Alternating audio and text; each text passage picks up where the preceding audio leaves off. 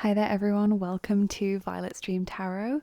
This is it guys, this is the big 2025 reading. So as you can see, I have pre-shuffled your cards, but there is a big, heavy stack of cards for each pile today. We're going to go through a lot. And this year I've decided to actually theme the reading. So in the cards that I've pre-shuffled, I chose decks that resonated with certain themes. So we have different cards pulled for your love and relationships.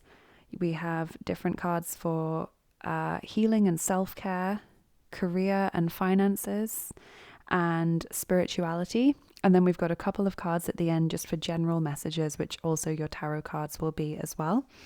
So, yeah, a lot to get through, lots of different things to look into in your year ahead. So, this is what you can expect from 2025. Obviously, it's not going to cover everything that will happen in 2025, but it will show you your main themes, what to expect, any challenges you might face, any things that might happen that you can celebrate, that you can look forward to. We're going to be looking at it all. And so today I've pre-shuffled your cards, but I've shuffled your, I'll shuffle your charms live, so you'll get those live. And instead of dice, I'm actually picking runes today. So the new year always feels like a good time for runes. So you'll get your runes as well. And this is going to be your reading. So yeah, you're choosing based on the different tarot decks that I've selected for today's reading. So if we look at each pile more closely, Group 1 has the Tarot Lenormand, and these are brand new cards. The lovely Raj sent them to me as a Christmas, Yule, and an early birthday gift because my birthday's in January.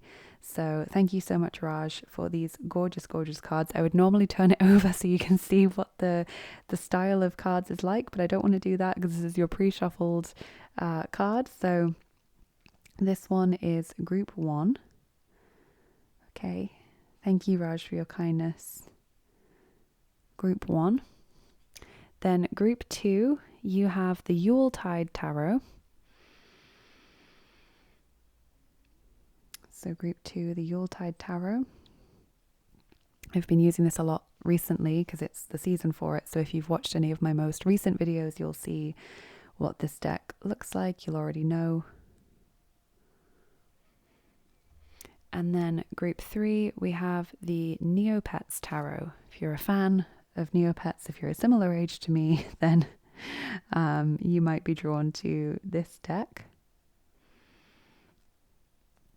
But even if not, you might be drawn to it for, a plethora of other reasons. So those are the 3 piles that we have in our reading today. Take your time to choose. I know that this is quite a big reading, so some of you might feel a little bit of pressure to choose, but it's fine. I would honestly say go with your intuition. Your first intuitive nudge will probably give you the right answer, so don't spend too long worrying about it or mulling over it. You can pause the video if you want to just stare at the piles. You can go back to the start of the video if you want to look at the close-ups again. You might find that you want to watch more than one reading. You might find that your reading is like a blend of 2, and that's perfectly fine. Not every message will resonate with you here today, probably. This is a general reading on YouTube. It's no substitute for a personal private reading. So take what resonates from this, leave what doesn't. If you do see anything challenging in the cards, which I'm sure you probably will because no one's year is constant joy, is it? There's always ups and downs. Don't despair. The future readings are always here to give you a sneak peek of what to expect so that you can then make the best choices. The future's never set in stone. If you see something you don't like, you're then empowered to make different choices. It can also be a great pre-warning so that you can arm yourself and you can be ready for any challenges that you may face. So yeah, let's get into your reading. Thank you so much to all of my lovely subscribers. Please do consider subscribing if you enjoy the video. There's a little button just underneath the video itself for you to subscribe. It's completely free and massively, massively helps out my channel. I would love it if you could leave a comment down below letting me know what resonated with you, whether you enjoyed this reading. I would honestly love to hear from you. and you might want to come back throughout the year and let me know if anything's happened or what resonated and what didn't. And yeah, thank you to my lovely patrons as well. Thank you to all of you for supporting me in the work that I do, including the lovely Kelly and Angelica. Thank you to all of you for your kindness and choosing to be part of that community. If you'd like to join me on Patreon, the link is in the description box below, as are the list of all of the decks that I use in every reading. So I always make sure to list the decks that I've used in today's reading, so you can find them down below if you're ever interested. And yeah, let's get started with your reading, whichever pile you've chosen. Let's get started now. Hi there, Group 1. Welcome to your reading. This is, of course, for those of you who chose the Tarot Lenormand. Thank you so much again to the lovely Raj for getting me this deck as a Christmas and an early birthday present. Thank you very, very much, Raj, for your kindness and your generosity. So, Group 1, let's look at your reading for 2025. Now, as I mentioned, I have tried to theme it. So, we've got your tarot cards, and then we've got these cards for general messages, similar to your tarot. Then we have spiritual messages, messages about your spirituality in the upcoming year. We have love and relationship messages. We have career and finance messages, and healing and self-care messages. So we're going to look at all of these different sections of your reading. We're also going to be doing charms and then also runes as well. So plenty of information to get through, but I thought this would be a good way of grouping it, because then also we can just move on once we've looked at a certain set of cards. We don't need to be stressed about, can we still see all of the cards clearly? Because I knew that I wanted to get quite a lot of cards out. So let's maybe start with your opening messages, okay? So your general messages for the year ahead. Obviously, as I mentioned in the intro, we're not going to get every single piece of information about what's going to happen in 2025, but we're looking for the main themes, things that are going to come up for you, things that will happen. And obviously, if you don't like the messages you get here today, you can make different choices. The future's never set in stone. So let's look at your cards. So with the new Tarot Lenormand deck, you've got the 10 of Cups. Beautiful card to open your reading. 10 of Cups. Okay, then you have Knight of Swords, Gemini, Libra, Aquarius, and the 2 of Cups. Okay, and then the other cards that you have for this section of your reading are the Mabon, number 37, Shining, Hope and Future. 8 of Gabriel or 8 of Wands, a great deal of activity, sudden and immediate results, important communication. And the Chariot, Archangel Metatron, determination and self-control, career advancement, acknowledgement of success by others. So there's a few things going on, okay? Your general messages for 2025 seem to suggest that this is a good year for relationships. You've got both the 10 of Cups and the 2 of Cups.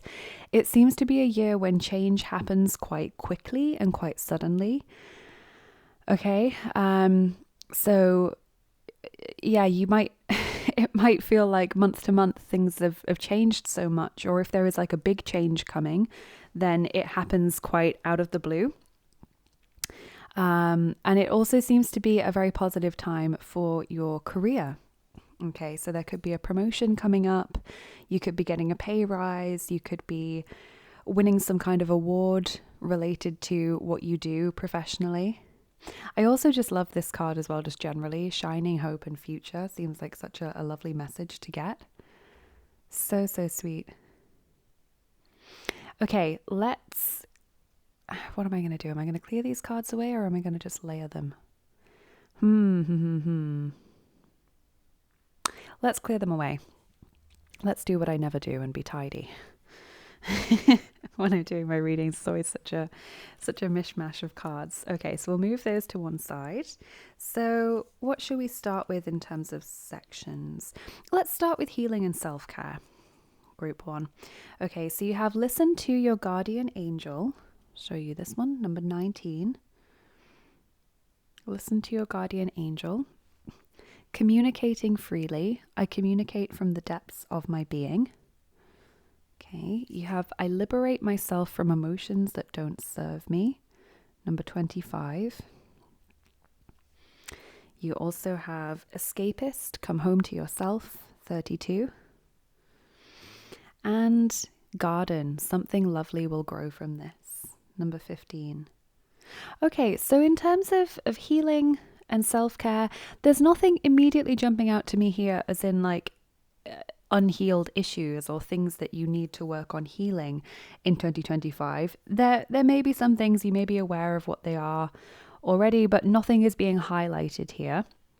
What I will say is that in order to live a healthy life in 2025 and to have that sort of emotional well-being, you are being asked to, I like communicate freely. This is kind of saying, let people know what you need. Let people know how you're feeling. You might be someone who naturally just wants to, you know, sort of deal with things by yourself. But actually you might find that letting your manager know that you're going through some things, or letting your partner know what you need from them, or letting a family member know how you're feeling really when they ask you, could actually be really beneficial. You know, you could be helped that way, or people might cut you some slack. So as scary as it might be, as vulnerable as it might make you feel, you're being encouraged to open up and to let people know what's going on and how you're feeling in 2025. I also love listen to your guardian angel, because this is telling me that your guardian angel is going to be communicating a lot with you and is going to be guiding you to the choices and practices that work best for your health and your well-being in 2025. So that's some like a role that they're actively going to take on, is focusing on your well-being.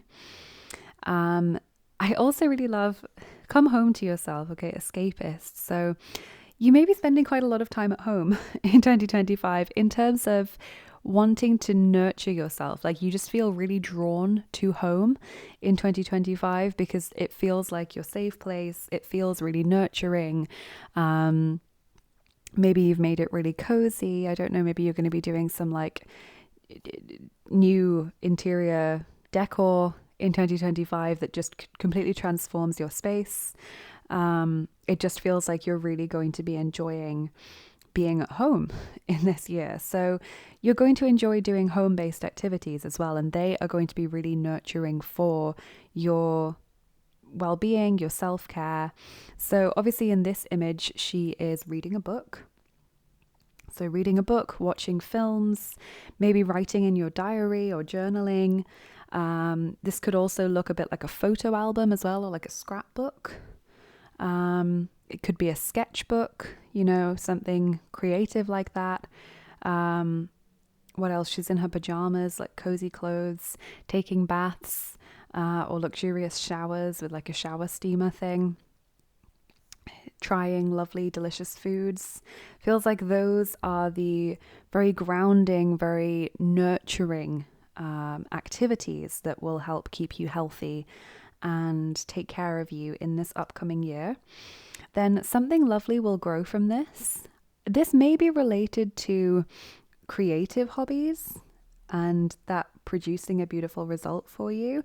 It may also be related to just a message of like, if you're able to stick to what's being discussed here, then you can have a really peaceful year ahead. You can find that equilibrium within yourself and feel really calm, really at peace within yourself, that sort of well-being that we all want to cultivate.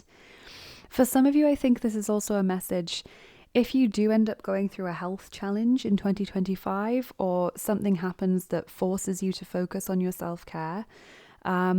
This is a card that is saying this is happening for a reason. Okay, something beautiful will come out of this. Not sure what it might be. Could be a new relationship, romantic or otherwise. It could be a new hobby, a new skill. It could be a realization, a closening of a relationship with another. could be showing you what's important in life. You know, sometimes if we do have health scares or we have really stressful times that force us to take some space and focus on our self-care, those are often really transformational in the sense that they really show us what is important in our lives. And it's often not what we spend most of our time focusing on or worrying about. So, yeah, that could be a really important message. And I liberate myself from emotions that don't serve me. Yeah. Feeling your feelings and knowing why they're there, but not letting them rule you. Okay, so those are your healing and self-care messages. So it seems like nothing especially that like is urgently needing your healing focus. Nothing that you need to be like, oh, I need to, you know, make sure that this unresolved thing is healed this year.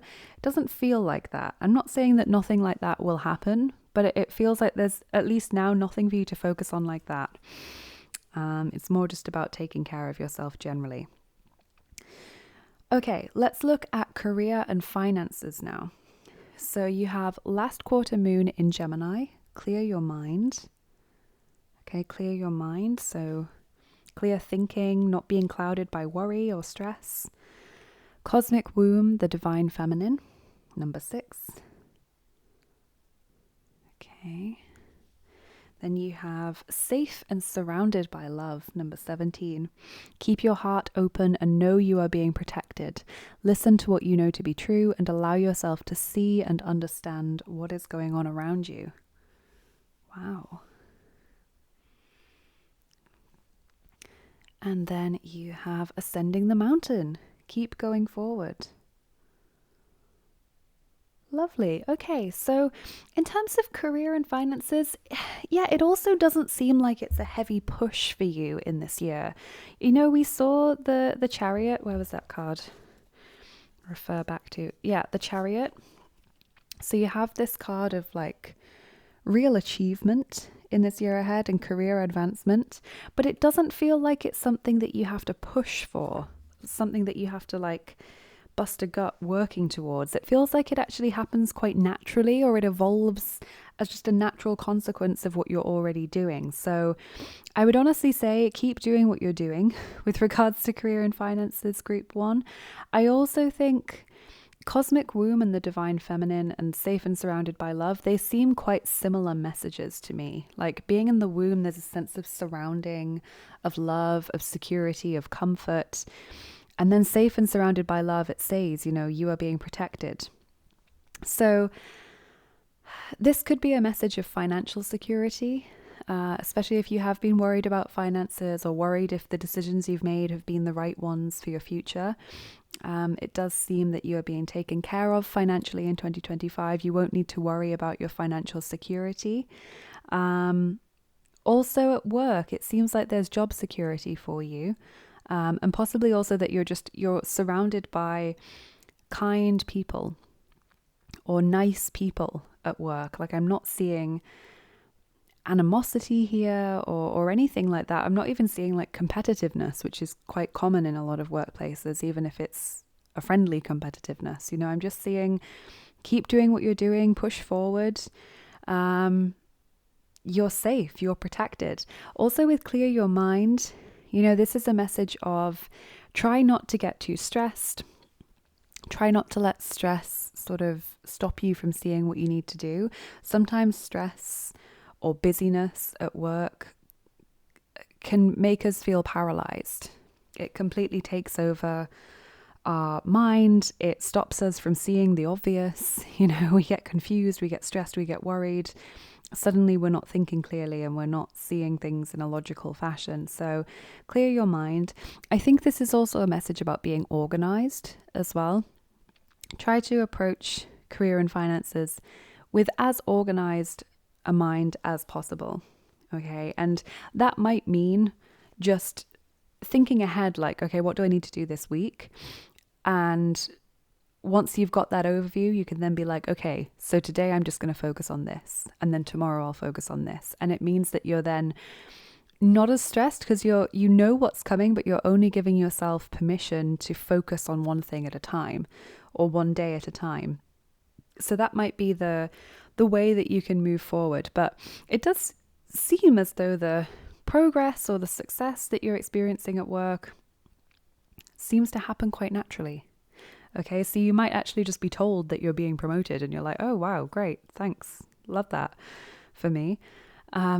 Or you might just be told, hey, guess what, you're getting a pay rise, or here's your bonus that we didn't tell you before was going to be a thing, and you're just like, oh, great, lovely. Yeah, quite quite gentle, I feel. So lovely. Group 1, this is a great reading so far. Let's see what else you have. What's the next section? Next section is love and relationships. So this covers romantic relationships, your experience of romance in this year, and also other relationships too. So platonic ones, family, friends, colleagues, etc. So you have romantic feelings. Your feelings are real and worth exploring. Okay. Then you have Fehler. 57, that means mistakes. Fehler. Then Glück, happiness or good luck. 36. Then you have sich verlieben, falling in love. 23. And, interesting, also 23, dreams.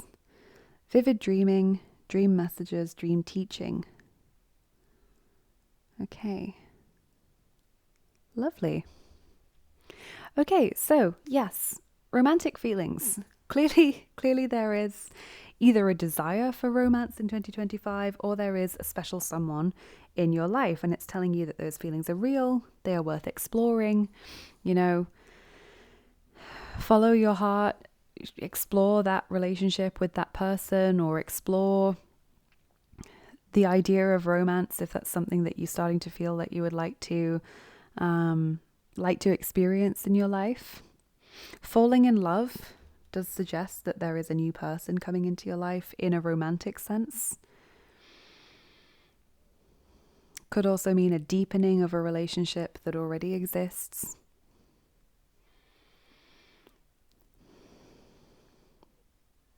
A new really, really close friend as well, like a new best friend or something, could also be coming into your life. I'm interested in the mistakes card because there's nothing surrounding it that's telling me what those mistakes might be. So this is possibly just you, if you're in a relationship, you might just be acknowledging the things that, the two of you aren't very good at, or the things in your relationship that could be improved, things that individual you or them have done that kind of needs to be acknowledged and healed from. This could also be just general relationship mistakes, in your friendships. You might have made mistakes, you might have let someone down, you might have had an argument that you probably shouldn't have even begun having. There could be, issues with family relationships that you're sort of acknowledging your part in. Could also be wanting to not repeat the mistakes of the past when it comes to new friendships and new romantic relationships, new colleague relationships if you started a new job, etc. I like the happiness card. Glück is just like happiness. It's good luck. It's when things just seem to be going well for you. And then this dreams message. Vivid dreaming, dream messages, dream teaching. Receiving guidance through your dreams, perhaps. Maybe you dream about someone and it prompts you to reach out to them and have a conversation after a long time of not being in touch, and that just feels like a wonderful thing to do. Maybe you'll receive intuitive messages in your dreams about how to improve your romantic life, how to improve your relationships. You might dream of a future partner. Really lovely. Okay, so then the last cards that we're going to look at are your spirituality cards. Okay, so what's going on spiritually for you in the year ahead? Now, there's only 2 of these, and then we'll do your charms and we'll do your runes. So group 1, you have number 1, the Healing Temple. Restoration, cure, safety. There's that word safety again. Security. You can see there's a figure here standing on the bank of the water, the healing temple in the distance. Beautiful trees, beautiful rivers of, well, streams of water, crystalline water. Okay, so restoration, cure, safety. So again, this could be health related actually. Like part of your spiritual journey in 2025 might be connected to your health and finding a way to better health and to, you know, total health and happiness in that sense. Could be mental health, could be physical health, emotional health. And finding back your sense of safety, your sense of groundedness, your sense of security. I feel like a lot of root chakra work for some of you, or earth star chakra work. And then interestingly, you have Geb, prosperity, number 5. Geb, he is the earth god in Egyptian mythology. So it's interesting, we were just talking about grounding and safety. That's definitely something that Geb can help you with. He is the earth, and his wife Nut is the night sky. He's connected to geese, as you can see in this image. And he's a lovely god to work with. If you feel at all drawn to connect with Geb, I thoroughly recommend it. He's the father of Isis, father of Osiris, father of Nephthys and Set and Horus the Elder. He's also the grandfather of Horus the Younger, which is Isis and Osiris's falcon-headed god son Horus. So really, really important deity. One that often gets overlooked, unfortunately, I think. I'm not really sure why. But even by people that follow sort of ancient Egyptian spirituality, he's often overlooked, at least in my experience. So yeah, definitely recommend reaching out to Geb. He's a lovely, lovely deity. So sort of fatherly and gentle and kind. And there's a real sense of grounding that you can get from working with him. And like, it's like, especially if you spend a lot of time on computers, on screens, very stressed a lot of the time, all of those things that make you feel really discombobulated and like disconnected from nature and, you know, what actually matters in the world. Geb can really take away that sort of mental fog and stress and just high octave worries, and he can get you back to grounding and just a sense of like slow rhythm, peace,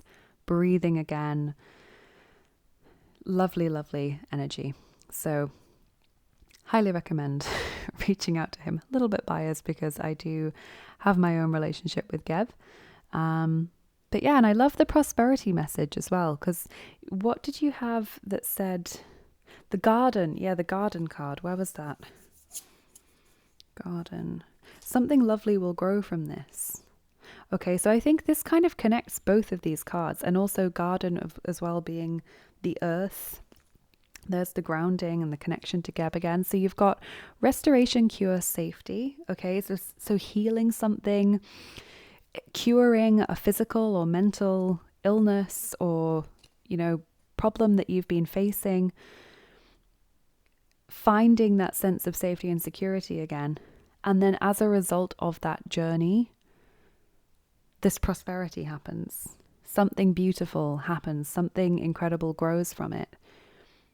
You're reminded of what's important. You are ready for new experiences. New people have found their way into your life. New hobbies and interests have opened their doors for you. Plus, prosperity is that other message again, isn't it? Of you will be provided for. You will have what you need. There's like a supply, abundance. Yeah, where was that? Where was that card? Yeah, just safe and surrounded by love. Yeah, you'll be provided for. I don't think you have really anything to worry about in terms of finances and career. Group 1, I think your biggest challenge this year seems to possibly be in the realm of health and well-being. And it's not that there's any one specific like healing issue, but it's that you might have problems with stress, problems with burnout, just chronic tiredness maybe from work, responsibilities.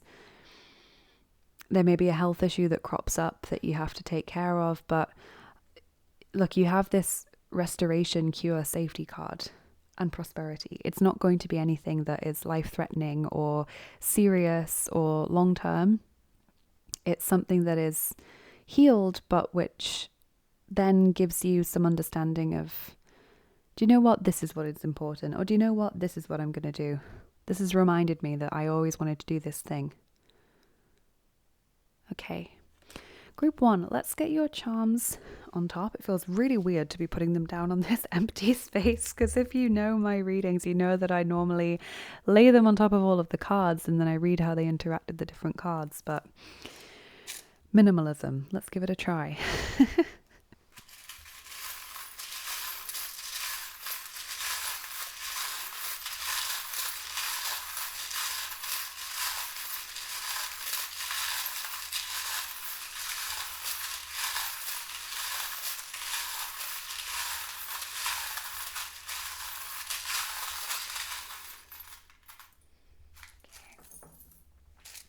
Oh, that looks funny.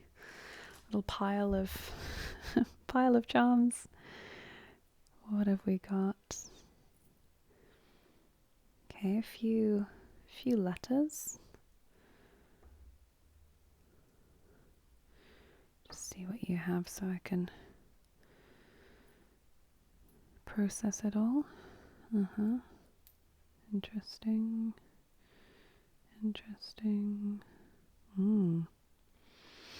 Okay, so group 1, you have hope. Okay, so hope. You've also got brave. The cactus, this is a symbol of kind of being in survival mode a little bit, or not wanting people to get close to you. This, I think, goes back to that communicating freely card, about letting people in. Showing people what you are really going through. Letting people know how you feel. Letting people know if you're worried about something, if you need help, if you need to be cut some slack. Voice what you need.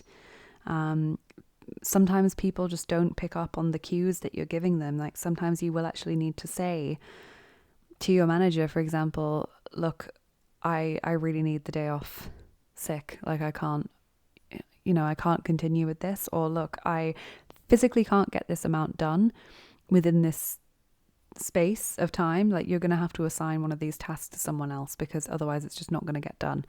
And often people can be quite helpful when that happens. But if you've just been giving them cues and expecting them or hoping that they would pick up on it, then, chances are they might not. And that's the same for friends as well, and partners and family members. Sometimes you just need to be really explicit and say, look, this is what I need. And, not always, but a lot of the time people do rise to the occasion. So you may well be surprised by how helpful or how kind people can be. Group 1. You've then got see the bigger picture with the giraffe. And you've also got this little dog, which is symbolic of loyalty and can also be a zodiac marker for people born in the lunar year of the dog. So you have some loyal friends. It seems like you're also quite loyal in this year. Maybe you've got a loyal partner. You have beautiful Ishtar here, or Inanna, Mesopotamian goddess of love and war. She's extremely powerful. She does what she wants, ultimately. She is a law unto herself, I would say. Ishtar, especially when you think about like her descent into the underworld, which was against the express prohibition of the other gods. She very much does what she wants to do. And, everyone else is just going to have to cope with that. So there is an element here of like prioritizing yourself in this year, doing what you want to do. And I think this goes back to, this potential like health journey or healing journey. It's like you have a realization at some point of life is for living.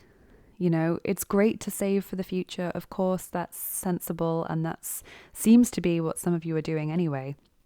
But also it's not about just saving for this imaginary future. It's also about enjoying the journey and enjoying getting there. So I think some of you are also giving yourself permission to have some fun, to do things you wouldn't normally do, to try new things, to maybe spend a little more than you normally would on yourself, just to expand your worldview and give yourself new opportunities and, yeah, open yourself up to new horizons. You've then got live, love, laugh. Finding the pleasure and the joy in the simple things every single day. The starfish, healing, recovering something that was lost. Again, there's that restoration element to that charm that was in that other card that you had. You have the worry thread, so some worry, some anxiety, and also this fish skeleton. Oh my word. Still alive. This fish skeleton makes me think of the 5 of Pentacles. Okay, so that feeling of I'm not good enough, everyone else has it easier. Sometimes it can be money worries, sometimes it can be health worries. But I honestly don't see that you actually do have anything to worry about, Group 1. You know, it might be that you know, as we've said, that you have a bit of a health scare. Maybe you have to get some test done that you have to be brave for because it's a frightening time, you know, going into a hospital for a test, or maybe the test itself is quite uncomfortable. But, you know, it's something, it's either nothing or it turns out to be something minor that is quickly cured, Group 1. So I don't want you to worry about this because honestly, it's not something that you need to worry about. I can see that from your charms and from your cards as well. But I think the effect of it lasts quite a long time for you. The effect of it is that you realize, hey, this is what's important. Hey, I can't believe I've been going through my life thinking that this is what mattered, when actually, of course, it's all of these things that matter. So I think there's a bit of an epiphany moment for you, Group 1, in 2025. Then you've got the 2 hearts intertwined, and also the heart with wings, which is messages of love, and the romance, the rose as well, the romance charm. So romance is definitely in the air in 2025. You may, as I said, go through a period where you are shutting people out. You're not, you know, perhaps in the mood for love, or you're being a bit cold to your partner. But I do see love. I see romantic opportunities, a romantic relationship. I see someone telling you that they love you. That's what this winged heart means, messages of love coming your way. You've also got friendly, which is the reverse of the Aquarius charm. So friendly, friends, making new friends. I did pick up that some of you are making new friends. You've got the musical symbol, slightly broken. This is all about creativity, especially anything that's connected to music. So singing, dancing, writing music, performing music, learning to play an instrument, sound healing as well. Then you've got this little t-shirt. This is about feeling hung out to dry.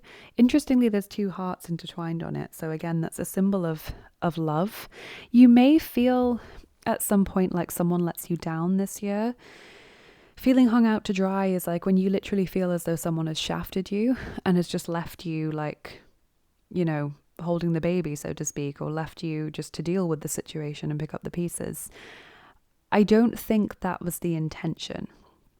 Okay, so because there's the 2 hearts intertwined, like, and I'm drawn to that because you have that symbol here. I wouldn't normally pick up on it on that charm, but because you have that same symbol over here, it is showing me that actually people do care. But I think it's perhaps going back to that communication message and, you know, letting people in and letting people know exactly what it is that you need. Even if they're your partner and you think that they should be able to know just exactly what you need, they should be able to intuit that themselves. Sometimes you do just need to say, hey, can you do this for me, please? Or this is what I need from you right now. And I think you'll be surprised at, as I said, like how many people actually do rise to that challenge. You have I love football. So this is a big year for hobbies and interests. You might develop new ones. You might really put a lot of time and maybe even money into enjoying the things that you like. And then your last charms here are letters. So you have T, X, and Q. Okay.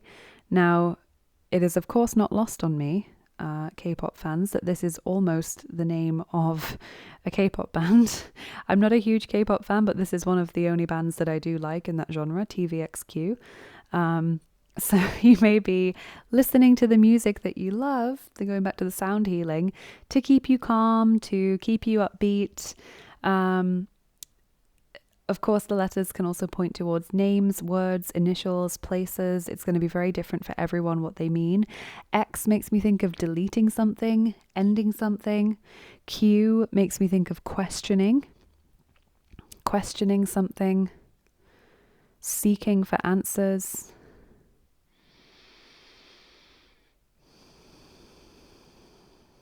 I just heard telltale with the T and talkative. So it's definitely something about communication, being honest, being open. Okay, group 1, let's get your runes to finish up your reading. Really interesting reading so far though, and it looks like 2025 is an important year. It looks like there's a lot of progress for you. I honestly don't see huge challenges, and that's so unusual. Group 1, there's normally like, big ups and downs in a year, but I honestly feel like you make great progress in this year. There will be things that are harder to deal with, or, the healing journey seems to be part of that, but we know that it turns out well. So yeah, let's get your runes. Group 1.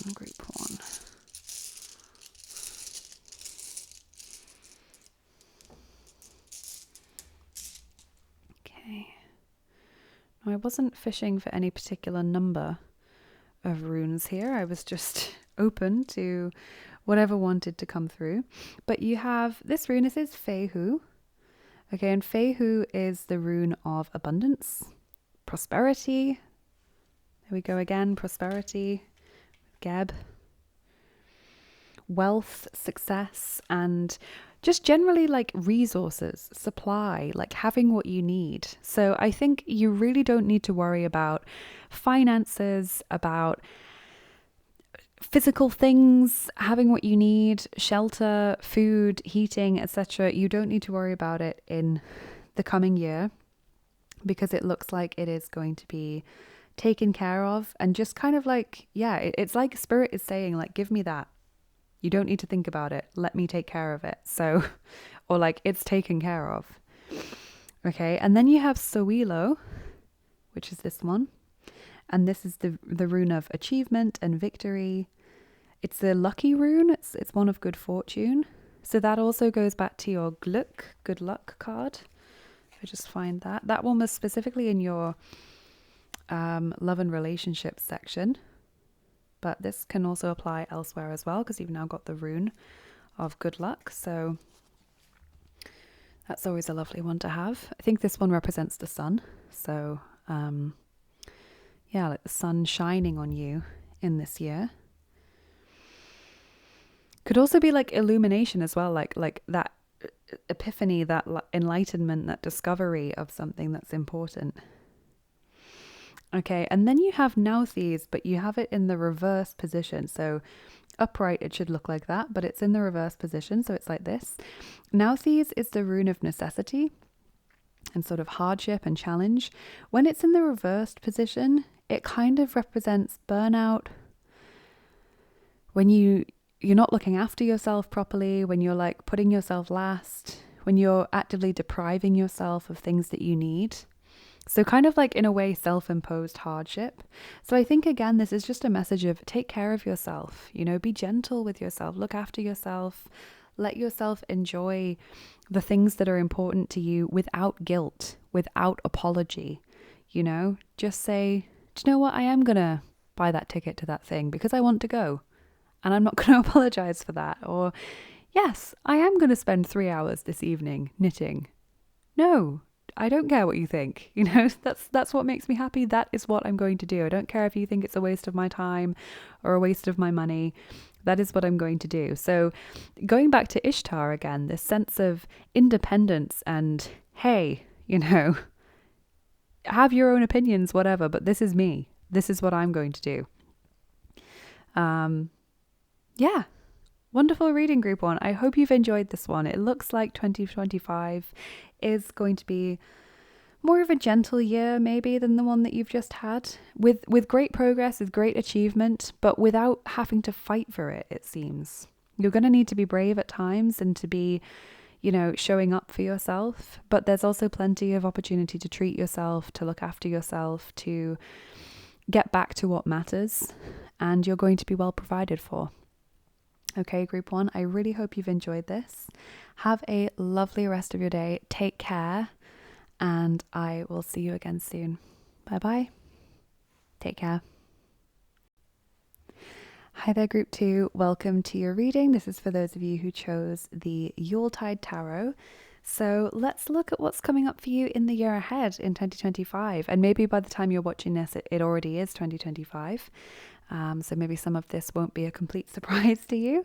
But so as I mentioned in the intro, I've tried to break it up this year and sort of focus on different aspects of your reading, of your year, apologies. I don't think I've done that before, but I've obviously just filmed pile one and it seemed to work pretty well. So I'm excited with this. I might keep it this way. Let me know in the comments if you like it or not. But basically, I have shuffled for general messages for the year ahead. That's also general messages. Put that there. Spirituality. Romance, love, and relationships. Career and finances. And then healing and self-care. Okay, so you've got all of these different parts to your reading, and we're going to read them step by step, and that way we're not going to end up with a pile of loads of cards covering the deck like I normally would. I knew I would use lots of cards in today's reading because I wanted it to be big. So yeah, we're just going to clear them away step by step. So we'll start with your general messages. Okay, so general look into the year ahead, and that's with these ones. So your tarot. So you have the Mari Luid, that's the High Priestess in this deck. So Welsh hobby horse tradition, the Mari Luid. Then you have Queen of Good Cheer, the Queen of Cups, it's Cancer, Scorpio, Pisces. And then you have Justice, Libra. Okay, and then what else do we have? We have Four of Raphael, or Four of Cups. Seek out other possibilities. Look for the magic in life. Be aware of your own emotions. Three of Gabriel, or Three of Wands. Prosperity arising from wise planning. Time to take the next step. Optimistic plans that turn out as expected. It's always a nice card to have. And then you have the Fairy Norn, number 31. Planning, patience, and cooperation. Okay, planning, patience, and cooperation. Interesting. Okay, so I think 2025 is a year when you're quite introspective. So I see you as being quite in touch with your emotions in this upcoming year. You're thinking things through a lot. You're, reflecting on things an awful lot. I see this as being possibly quite a spiritual year for you. You're really asking yourself what's important, what do I really want to do, what actually has meaning for me.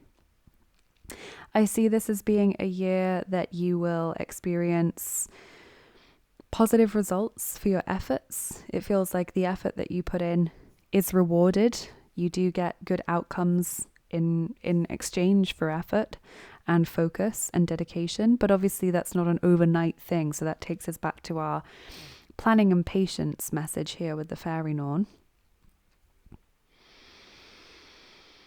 Yeah, that's the overall vibe that I'm getting from those cards. So what I'm going to do is I'm going to just gather them together like this, and then we'll set them to one side, and then we'll look at the next section, and then I found that this is actually really helpful with group 1, because then I could refer back to the cards if there was something that I wanted to look at or draw attention to. So let's look at healing and self-care, group 1. Okay, so 2025, you have minimize guilt, number 22, minimize guilt. Then you have manifesting dreams. My dreams are coming true. That fits with the message of you get reward for effort in this year. Okay, manifesting dreams. Then you have in my dreams, I find my answers in number 20. So you may receive guidance, symbolism, messages in dreams that help you to know the steps you need to take. And then you have gold. You don't need someone else to fix you, number 36. Okay, so it seems like there are 2 areas showing up for healing in 2025, and they are minimize guilt and you don't need someone else to fix you. Okay, so minimize guilt, that's fairly self-explanatory.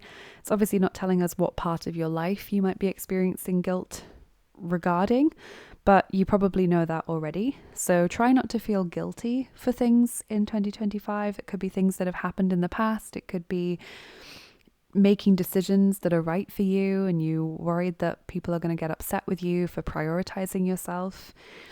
You don't need someone else to fix you. Again, quite self-explanatory, but I feel like there's something kind of deeper here for you, group 2. Something about perhaps looking to other people for a sense of belonging, looking to groups for a sense of belonging and or validation. Maybe looking to love or one individual, or even something like a successful career as a way of validating your existence or proving that you're a good person or a successful person. And 2025 is about discovering that actually you have a right to be here, regardless of any of those trappings or any of those associations. You have a right to be here. No one else is any better or worse than you. Really, really interesting. Okay, let's look at your next section. And that one is going to be career and finances. Okay, career and finances. So here you have new moon in Gemini, think it through. Okay, then you have me talks, number 39, repairing the body, mind, spirit. Me talks, giving yourself some space to breathe, taking care of yourself, resting. Then you have every step counts, number 10. There is an advantage in taking things slowly. Breathe deeply and fully as you consider your options. So that's kind of fits with think it through a little bit. Consider your options. And choosing your path, all is possible. Okay, I get the feeling that many of you in 2025 are looking for a new job. Or you're perhaps looking to maybe re-enter study. Or enter study for the first time if you've never done that before. Like higher education. There's a real thing here about examining your options, considering what the best path is, what's right for you, what you're going to enjoy, what is going to lead to like long-term happiness, long-term success, more options in the long term. I do really get the feeling from these cards, group 2, that it's not something that you need to make a huge decision about there and then. This isn't a decision you need to be rushing. Okay, so if this is something that is stressing you out, I think giving yourself some time and space to breathe and then return to it, this little me talks, and then returning to it with fresh eyes will be your best bet. Obviously, doing your research is also important. If you're looking to go into higher education, research the different universities that you're considering or colleges, research the different courses, the different payment plans, how much is it going to cost you? What about the day-to-day living, etc. If you're looking for a new job, again, doing your research, like what what does the internet say the general pay is like at these different companies, or what is the acceptable market pay for the kind of role you're looking at? Do you in fact want to then use that knowledge to, instead of finding a new job, negotiate a pay rise at your current company? You know, that could be a path that you hadn't considered. That could be an option that you hadn't thought about. So yeah, I like this all is possible though. All is possible. Like you have this really broad... Actually, these two images are quite similar. The mountain landscape. All is possible. Yeah, lovely. Okay, so big decisions, it feels like. 2025, career and finances, big choices. You shouldn't stress about it. You should try and stay as calm as possible, but ultimately do your research, figure out what's right for you. Okay, let's look at love and relationships. And this isn't just romantic relationships, it's other relationships as well. So you have chemistry. There's a strong magnetic attraction here. Okay, then you have unrequited love. There's not enough attraction or chemistry to keep this relationship going. I think those are two different relationships quite clearly because they're complete opposites of each other. Then you have Auf Wolken schweben, number 13, floating in the clouds. Then Falle, trap, number 50. Zwiespältigkeit, ambiguity, number 52. And wave of power, 42. A surge of power, upswing in energy, exhilarating movement. Okay, I think relationships, they seem like they're a little bit up and down in 2025. This could be, you know, potentially speaking about one relationship. I don't really think it is, but it's possible that there is a relationship in your life in 2025 that is going through like absolute peaks and troughs. Like one day your best friends or your romantic relationship is so incredible. The next day or a few weeks later, it's like, you know, virtually dead in the water, and then repeat.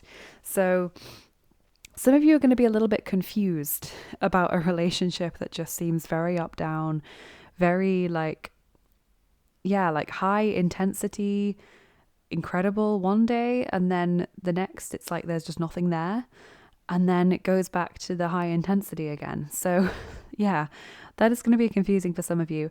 For others, I feel like there is a relationship that is going well, where you have great chemistry, where you have, you know, this wonderful, exhilarating experience of like, oh my God, this person really gets me. They energize me. You know, it's amazing being in their company. And then there's another person where it's like, you previously had a good relationship and then it just dwindles throughout this year and you're left feeling like, well, what went wrong? Where do I go from here? So this could be a friendship. You know, it's not necessarily romantic. It could be someone at work that you used to really get on with, and then it seems like they just have a personality transplant and they completely change. And suddenly they're like blanking you in the corridor. Or, you know, someone that you just always got on with within your family, within your friendship group. And yeah, it just seems like they're not up for the banter anymore, or they're not like relating to you in the way that you expect them to, because that's how they always have. So... But then on the other hand, you've got this other great relationship. So yeah, really, really interesting ups and downs with that one. Group 2. Yeah, I wonder if the minimize guilt comes into this, because you've had a few messages about prioritizing yourself, right? So you've got minimize guilt. And then you have this message about you don't need someone else to fix you. And then you've got Metox, the Metox card, like a detox for you, which sort of suggests like a pulling back and a focusing on yourself. So I'm wondering if you have been, or if you decide in 2025 to just be more boundaried. And so you're clearly telling people that you're not going to let them like walk all over you anymore. And then obviously some people or one person really doesn't take well to this, and you know, it feels like that relationship has a change, or sort of, yeah, like trickles away during this year, because it's like that's no longer in alignment now that you have these firm boundaries. But then this other thing does happen that is like incredible. So, and there's a sense of freedom that comes with this power. So yeah, I think that could be related, because as I said, you do have these messages about like being clear about what's right for you and putting yourself first. Okay, let's look at your spiritual cards. So spirituality in 2025, you have the Healing Temple of the Lunar Light, number 19. And this one says life cycles, energy healing, communication. Okay, and then you have number 12, Tot, wholeness. Okay, and he's the Egyptian god of writing and wisdom and knowledge. Tot, wholeness. Wholeness. Yes, yes. Where was that? Where's that card again? Wholeness. You don't need someone else to fix you. And this, I've forgotten what it's called, but this is meant to be an example of a Japanese art of fixing broken pottery with gold. So every crack and shatter, and it gets fixed again, it makes it just look more beautiful. Like these scars, these golden scars that are left, just make it all the more beautiful than it ever was originally. So there's that wholeness.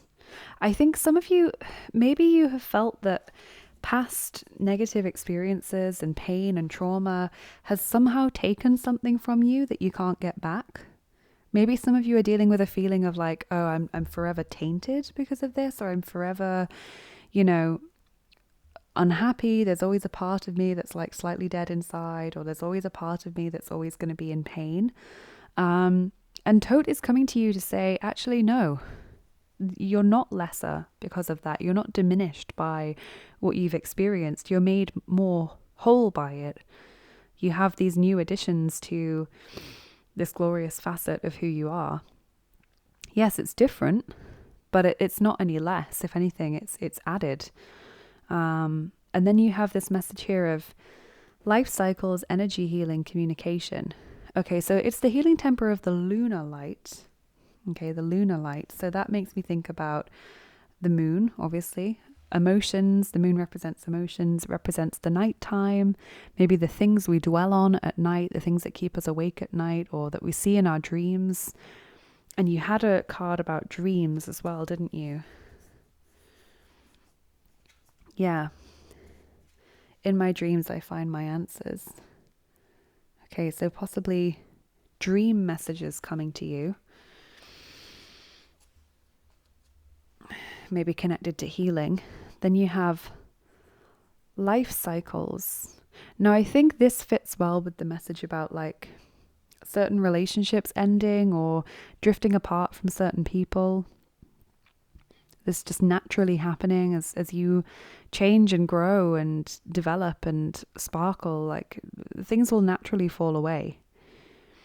Energy healing, I mean, that's quite self-explanatory.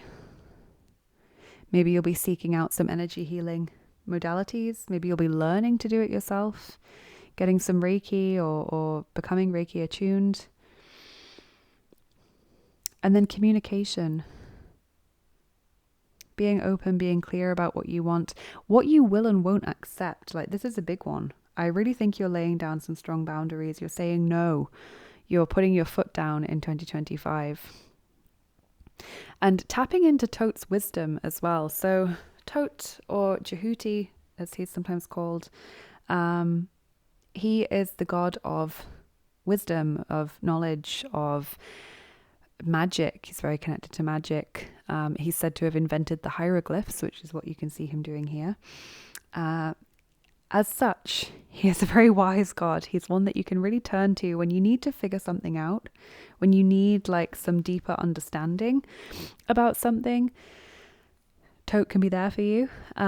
Also, if you need any help with learning something, if you're struggling to learn something, to really assimilate knowledge or to have it really like sink into your brain, you know, when you read the same sentence like 10 times and it still just makes no sense to you, or it still just doesn't go in, that's when Thoth can help you.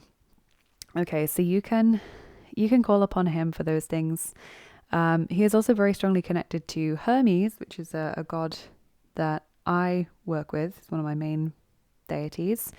And in that sense, he's often more to do with wisdom and alchemy and more deeper sort of magical aspects of his nature. So that could be a way that you choose to work with him. But yeah, this is a good one.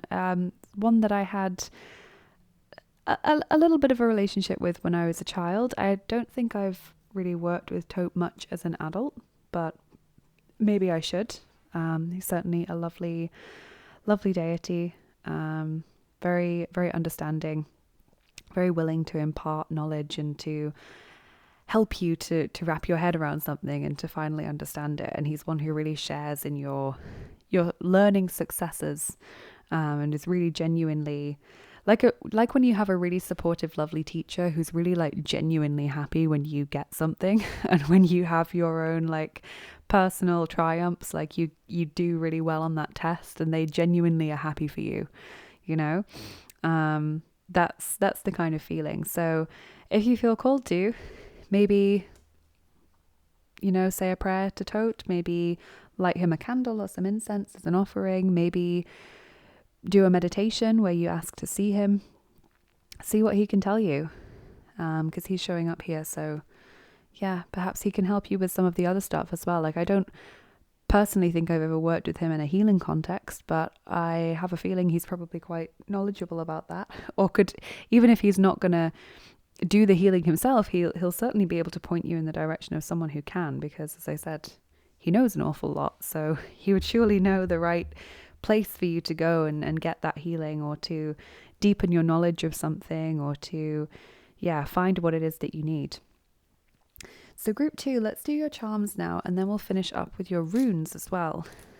It's so weird putting them down in this empty space, but I actually kind of like it.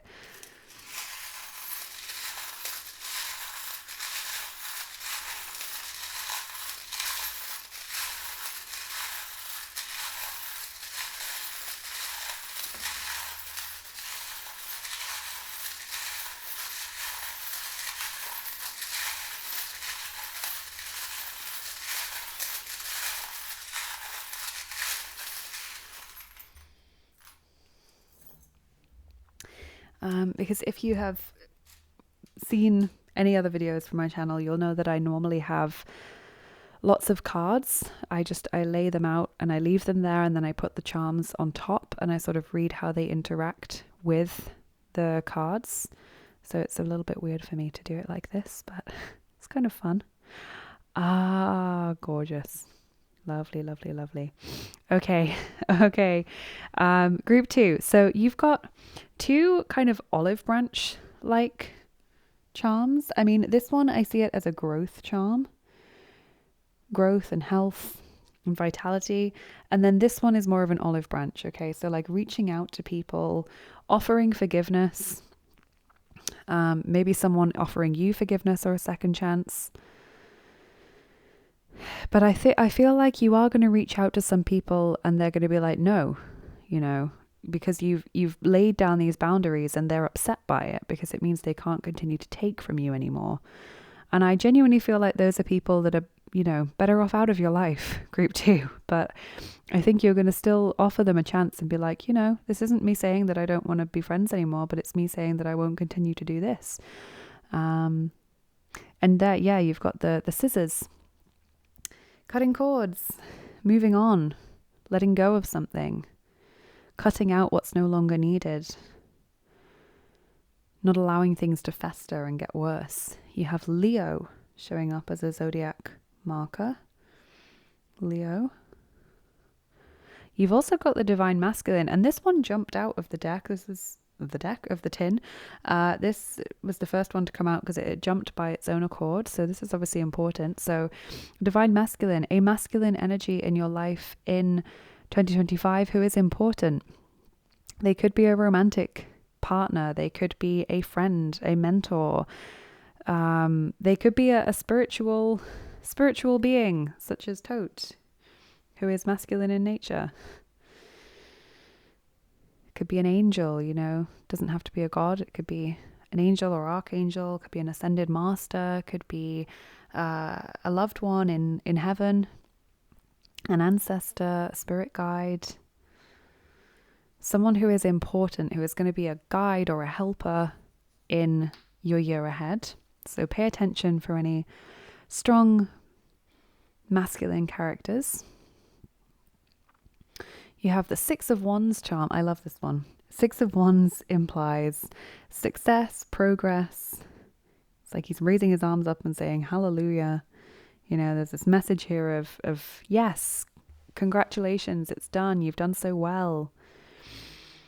This charm can often point to promotions, big achievements, pay rises, bonuses, qualifications, graduations, things that you celebrate, things that are important. Then you have two letters. You got the letter F. You can see that letter F, and the letter Z. And it made me think of Fez or Fuzz. I just heard Hafez, the poet, the Persian poet. So that could be relevant for some of you, but it doesn't have to make one word. Like it can be different words. They can be names, places, random words, initials.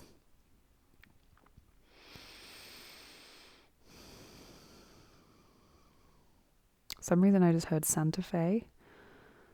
I'm not really getting anything for Z, but Z is like the last letter in the alphabet, so it kind of makes me think of closure, endings, the last thing that you need to do. F, I just heard flourish, floral, flowery, forever. Just have fun with the letters. Take whatever comes to you. It'll obviously be very different for everyone. You've got the kettle. This is about things bubbling away beneath the surface and then rising to the forefront, like finally bubbling up, and you need to deal with them. You need to confront them. So I think this is to do with the boundaries situation and, you know, guilt and all of those lovely things. You then have the owl, symbolizing wisdom, insight. You know, there it is again, wisdom, knowledge, insight, understanding a situation more deeply. You have the stars aligning, so things happening in the right time, the right circumstances for something to take place. This also makes me think a little bit of like being dazzled, like stars in your eyes kind of things, not being able to see clearly. And I was chuckling when I saw this because this is the calling card of Hermes. This is his Caduceus, his healing. Well, it's more than healing. It's just like a powerful staff that he has with the two snakes wrapped around it and the wings. And it's funny because I have a statue of Hermes carrying the Caduceus that is just beyond this mat.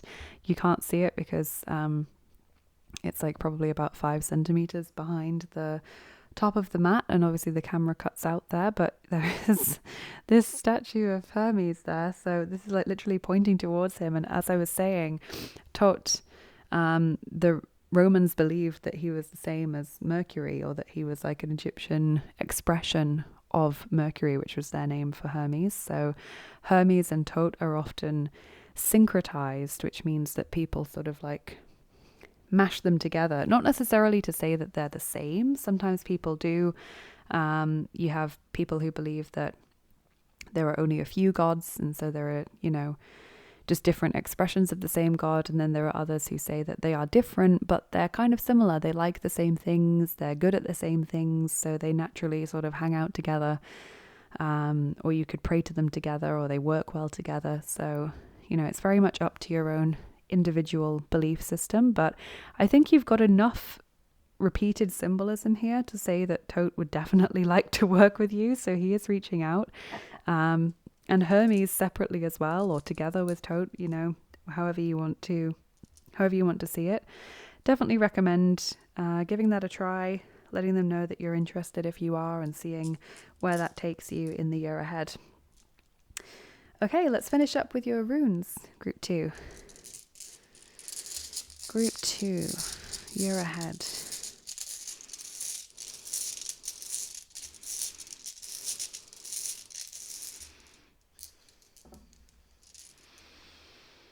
Okay.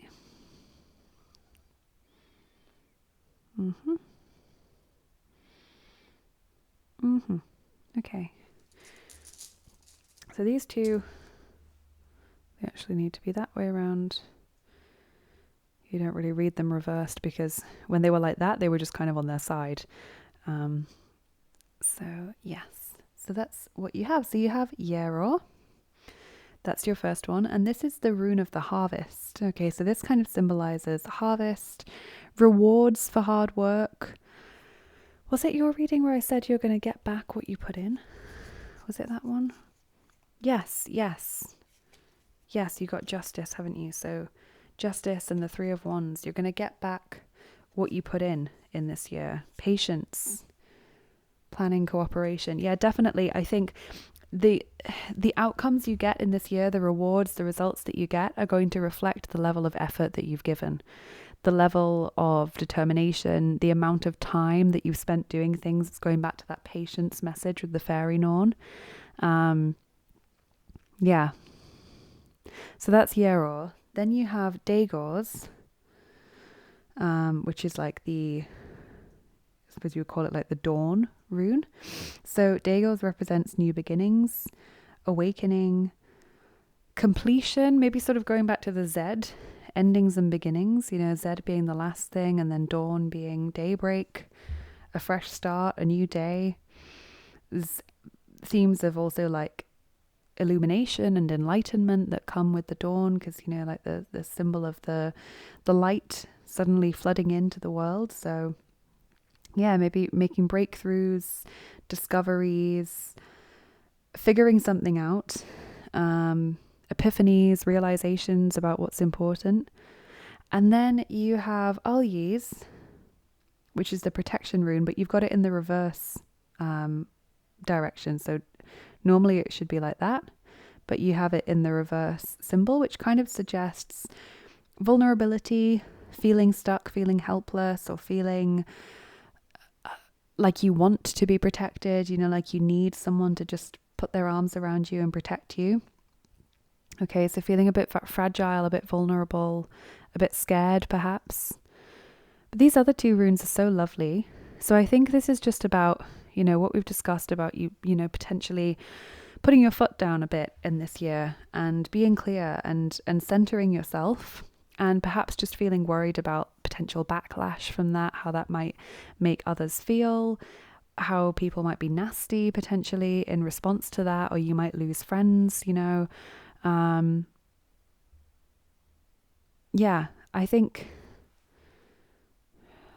this is less about you being unsafe and more about you just feeling vulnerable and feeling like you want someone to, you know, put their arms around you and tell you it's going to be okay. And, you know, there may well be someone who does that.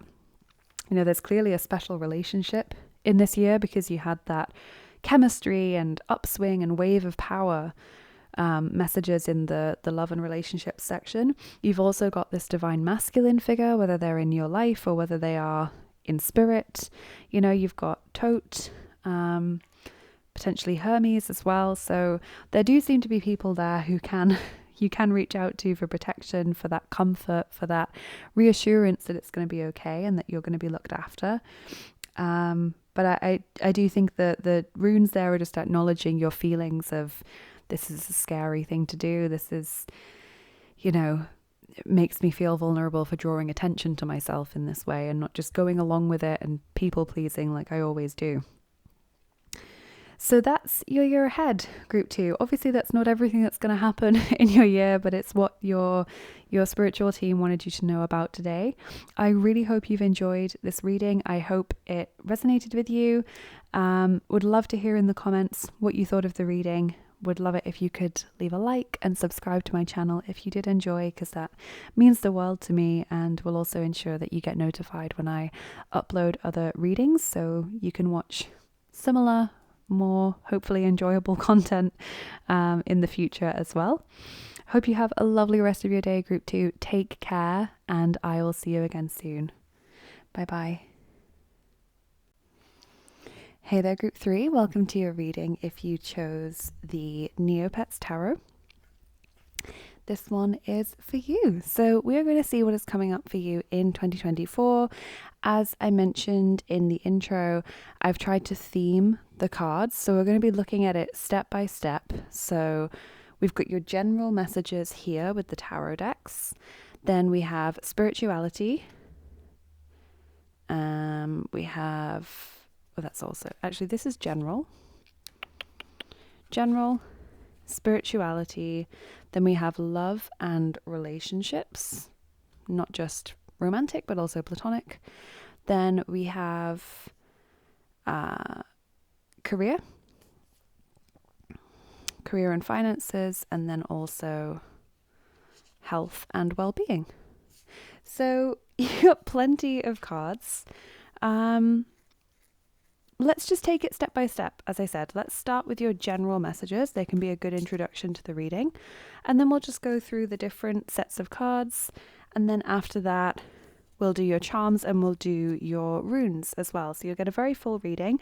A little bit different to my usual format, because if you are a regular viewer or you've watched any of my videos before, you'll know that I like to cover the mat with cards. And then any of my toppings, like the charms, the dice, runes, etc., they go on top. And I kind of read them in terms of how they interact with the cards. But today we're going to read each section step by step, and then we'll clear those cards away and we can refer to them if we need them. But we're going to do it in kind of a fresh, minimalistic way, which I know is not my style at all, but it's fun to shake it up sometimes. So with that being said, let's see what your messages are. So group 3, you have the 2 of Wands. So these are general messages for the year ahead. 2025 general messages. 8 of Cups.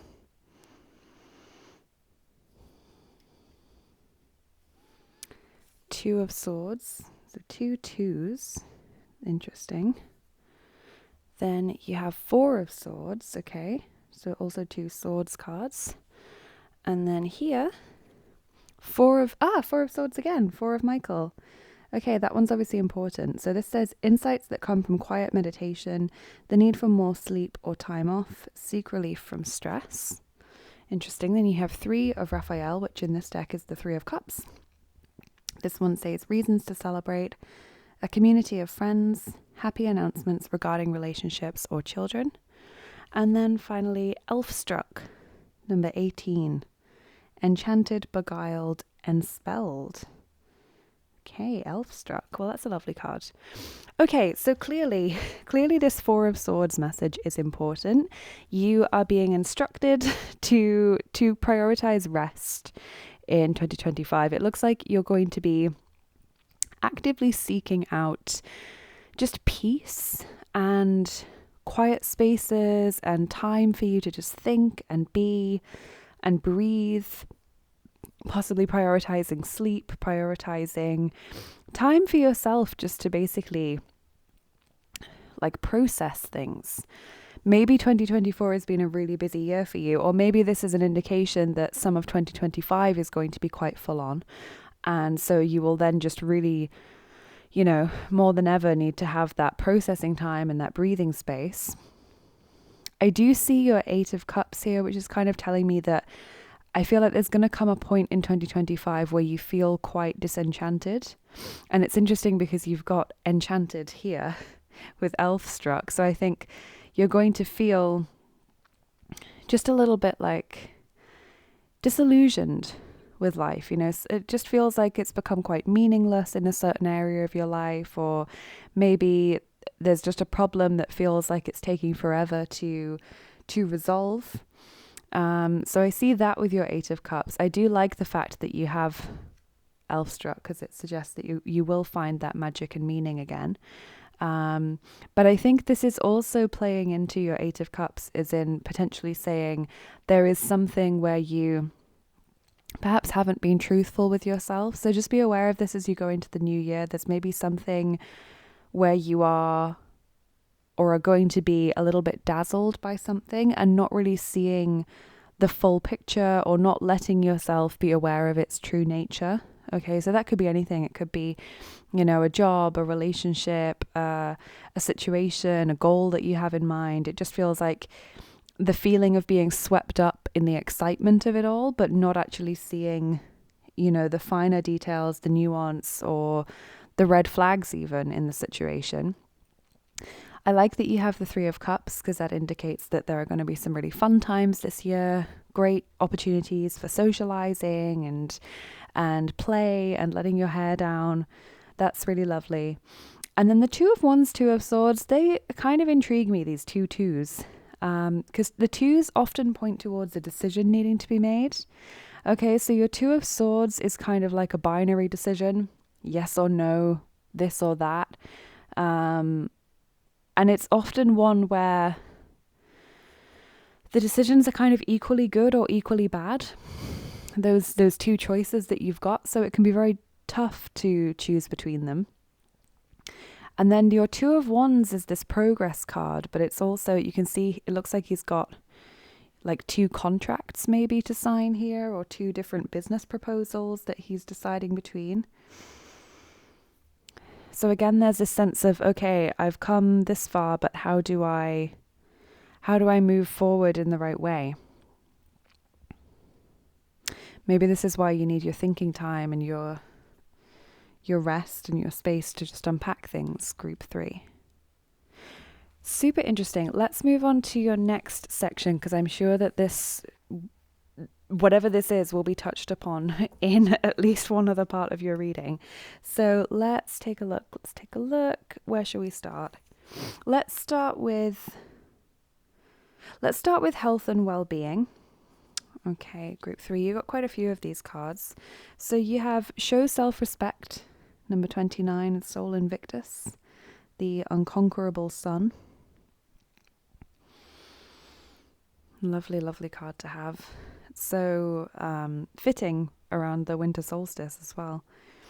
Hearing messages from Spirit. I am a clear channel for messages from Spirit. Okay, so something about receiving guidance from a higher place. Awakening ancient wisdom. Deep inner knowing is emerging within me. So possibly also unlocking deeper truths within yourself. It's interesting, my group 3s are often the most spiritual reading. I let the healing energy of my heart heal my body from any discomforts, number 4. So I think this takes us back a little bit to the Four of Swords, this just giving yourself that space and time just to ground after an intense period. You might find that you're having to do this quite frequently in 2025. So I'm just kind of getting this sense of, it's an intense time at work. You've had to make some tough decisions, some big calls. And then you just feel like you need the weekend, or maybe just a day in the weekend, to just not answer your phone, not go anywhere, just chill, just be in your space, breathe, sleep in, have a good long sleep, maybe also an early night as well, and just do things that are restful and gentle and relaxing. Feels like you need to build that time into your routine in 2025. You also have nostalgia, focus on the here and now. And that's number 33. Okay, so nostalgia. Yeah, again, there's a sense of processing that comes with this, isn't there? Because she's sort of daydreaming about other things, her future, her past, maybe. past lives even. You know, you have this awakening ancient wisdom, which suggests you might be tapping into past life experiences. That can be quite overwhelming, can be quite confronting sometimes, or it can even make us want to go back to that experience and, you know, exchange this life for that one, or even if only for a week or so. So that can be quite challenging. So you might find that part of your spiritual practice or your sort of wellness practice in 2025 just revolves around letting yourself live in the present, trying to let go of regrets, of even if you don't necessarily regret anything, just sometimes there's that really strong sense of nostalgia where you just really want to go back and experience something again. And you can know with your logical mind that that period of your life was not perfect, just perhaps as this one isn't either. You know, it had its own problems, challenges, issues, which, you know, feel quite distant now, but at the time were very powerful and very present. But we just want to go back and experience that different experience again. So, you know, sometimes that can be really, really powerful longing. So there's a sense of just allowing yourself to be in the moment. I like this show self-respect because I think that connects to the messages that you had earlier about resting, prioritizing your own space. That's also this card. And then also the decision-making cards. You know, I feel like you have to have a certain amount of self-respect when you're making important choices so as not to let other people bully you or overly influence you. Also, honestly, a little bit with the Eight of Cups, this card of feeling unfulfilled, down and out, burnt out, disappointed with life.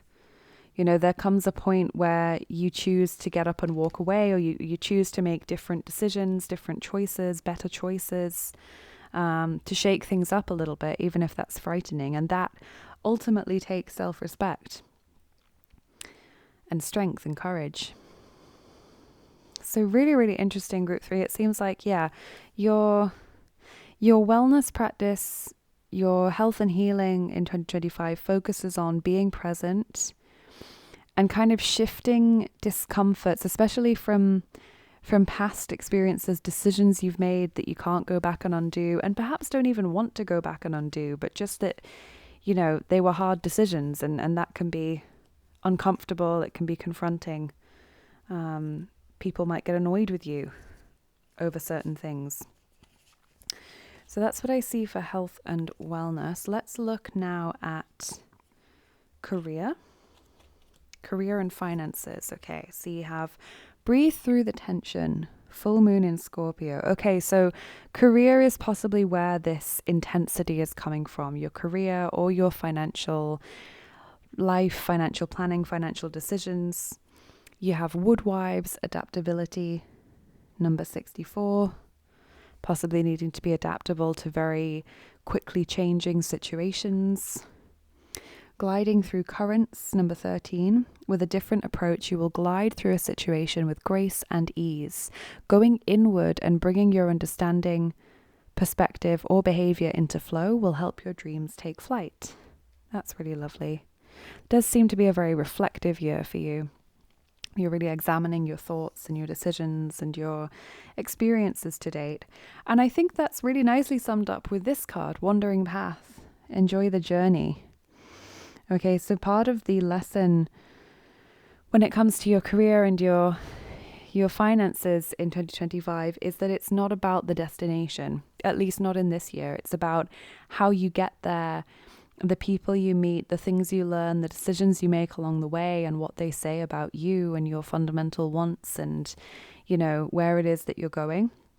So I think there's going to be some intense experiences in 2025. I think there are going to be some times where you really just need to step out and breathe, or perhaps pause before you make a big financial decision or career decision, and just give yourself that little bit of grace, that little bit of extra time to sleep on it, to think about it. Being adaptable will be your biggest strength in this year. Being able to change your path, to flow around potential last minute changes or adapt to sort of different roles. That will be really, really powerful for you. I do see some of you potentially changing jobs in this year ahead, or even changing your approach to financial planning.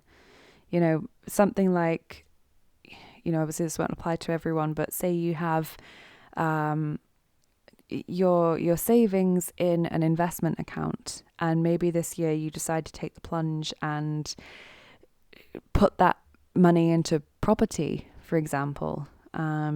Maybe you're going to, get a mortgage with that money for a property that either you will live in, or maybe you're going to rent it out. And, that's a big decision. It's a big choice to make when you change something about your sort of long-term financial strategy.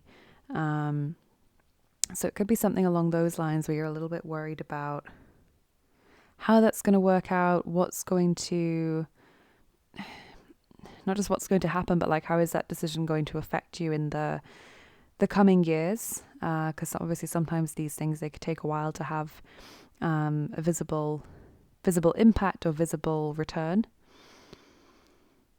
So enjoying the journey, and if you don't quite know where you're going in 2025, if that's part of the problem, that you don't really know what the destination is, just trying to let each step be guided. I can sense that you're a very spiritual group 3.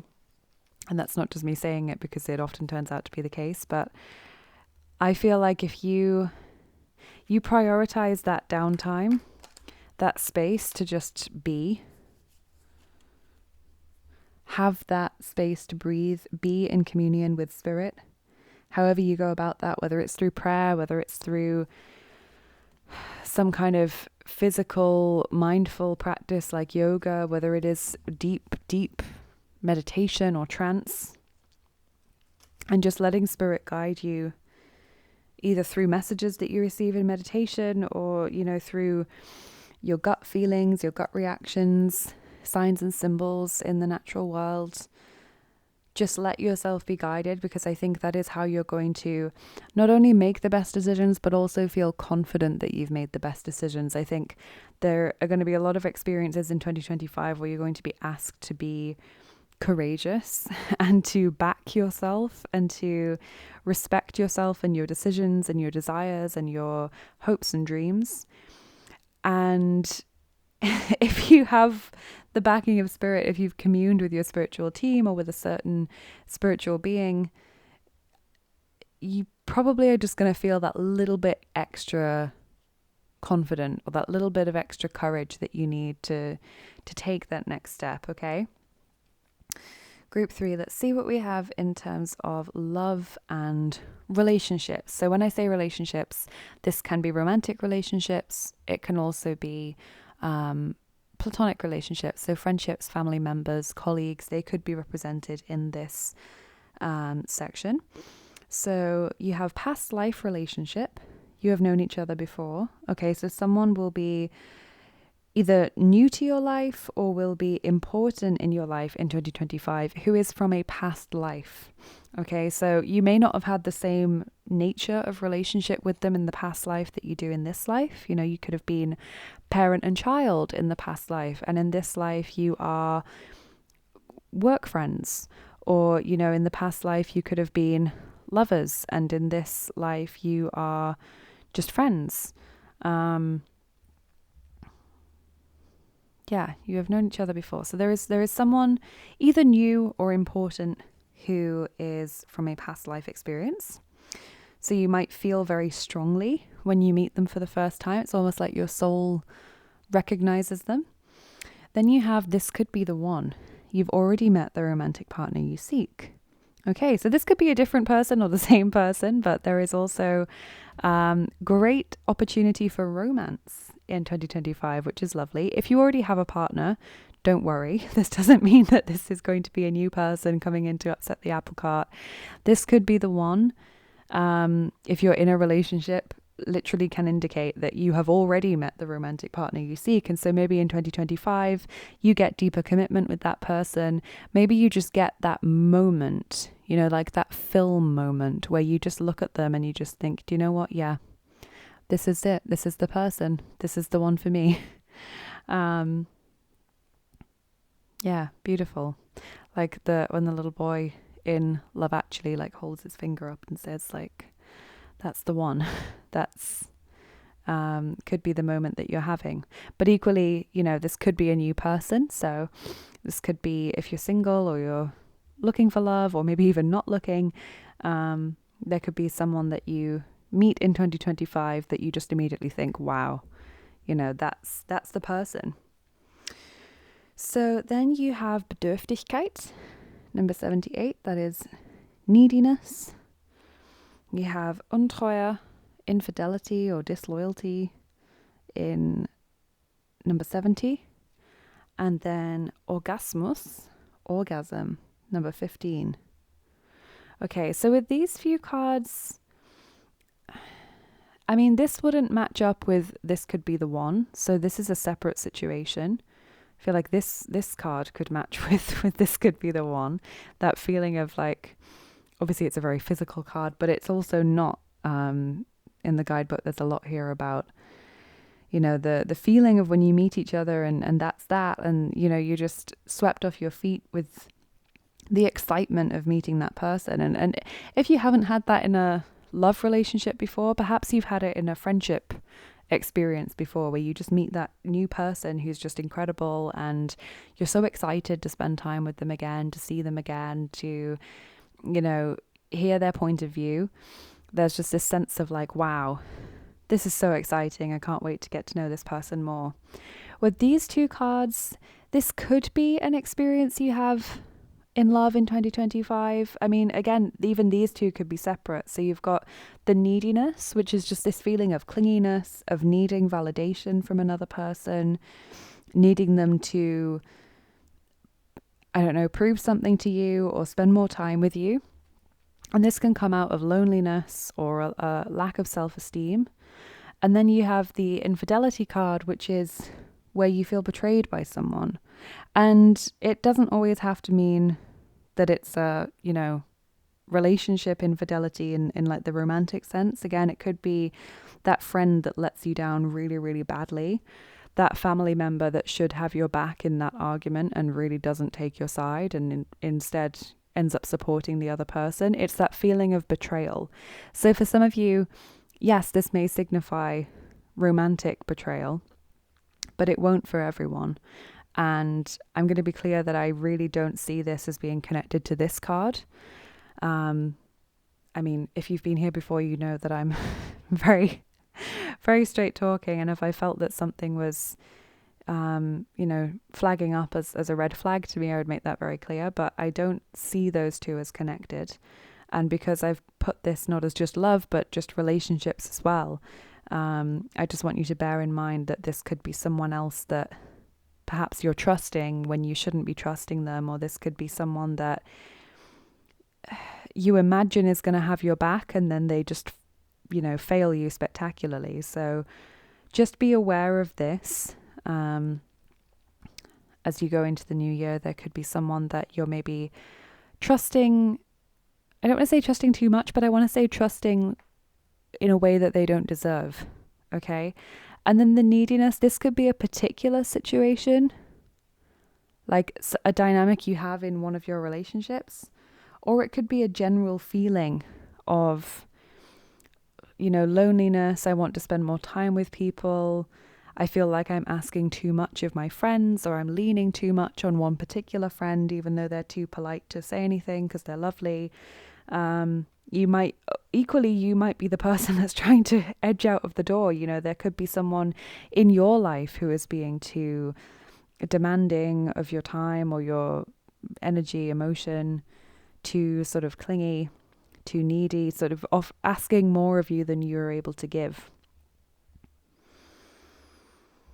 Very, very interesting. Okay, you've got two more cards for this section. You have the Return of Aphrodite, Temple, Birth of the Goddess, Guidance, Goddess Energy, Treating as Sacred, number 13. Beautiful Aphrodite. And then you have the Selkie and Her Skin, Reclaiming Your Authenticity. and that is number 25. And Selkies are, if you've never heard of a Selkie before, it is a Scottish mythical creature, Scottish being, who is essentially a mermaid, but not in the way that you might think of a mermaid. So if you think of a mermaid as like a woman with the lower half of a fish or maybe an octopus or something, a Selkie is a woman on land, but when she enters the water, she turns into a seal. And I think in most, if not all of the myths, when she comes onto land, she sort of takes off the seal skin and hides it somewhere. And if she can't get the skin back, then she has to stay on land. So there are some situations in stories where she sort of marries a human man and then he tries to get rid of the skin, or he hides it, or he tries to destroy it, and she has to stay on land. So again, there's that element of like trusting someone unduly, or someone disappointing you, going behind your back. So again, yeah, definitely a theme there just to be aware of. But both of these cards are about independence and authenticity, honoring yourself, loving yourself, discovering or rediscovering who you really are.